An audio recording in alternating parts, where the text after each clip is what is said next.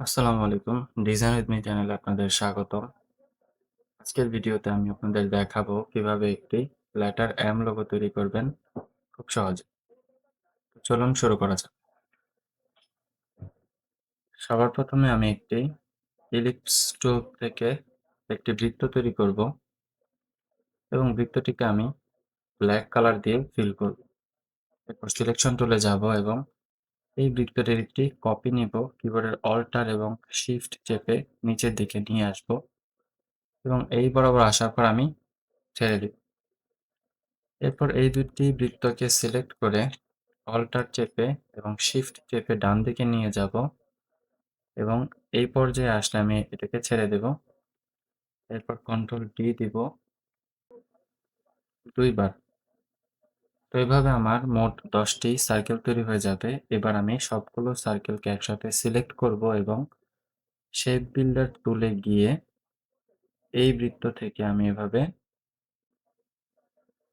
বৃত্তগুলোকে select করব। এরপর আমি সিলেকশন টুলে যাব এবং এই শেপটিকে কন্ট্রোল এক্স দ্বারা কেটে নেব এবং এই বৃত্তগুলোকে সিলেক্ট করে ডিলিট করে দেব। এরপর কন্ট্রোল শিফট ই প্রেস করলে এই লোগোটি চলে আসবে। লোগোটিকে আমি অ্যালাইন অপশনে গিয়ে অ্যালাইন টু আর্টবোর্ড করব এবং হরিজন্টাল অ্যালাইন সেন্টার এবং ভার্টিক্যাল অ্যালাইন সেন্টার করে দেব। এরপর আমি জুম আউট করছি।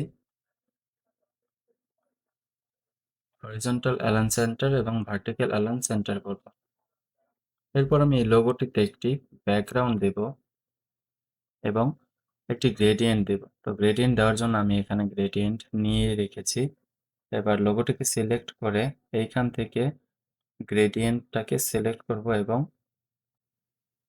কালার পিকার দিয়ে এইখান থেকে কালারটা পিক করব এবং এই পয়েন্টটি সিলেক্ট করে কালার পিকার দিয়ে এইখান থেকে কালারটি সিলেক্ট করব এবং আমি অল্টার চেপে আরও একটি কপি নেব মাঝ বরাবর এবং এইখান থেকে আমি মাঝখান থেকে আরেকটি কালার নেব।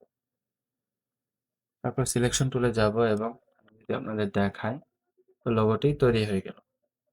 আপনি যদি আমার চ্যানেলে নতুন হয়ে থাকেন তাহলে চ্যানেলটিকে সাবস্ক্রাইব করুন। ধন্যবাদ।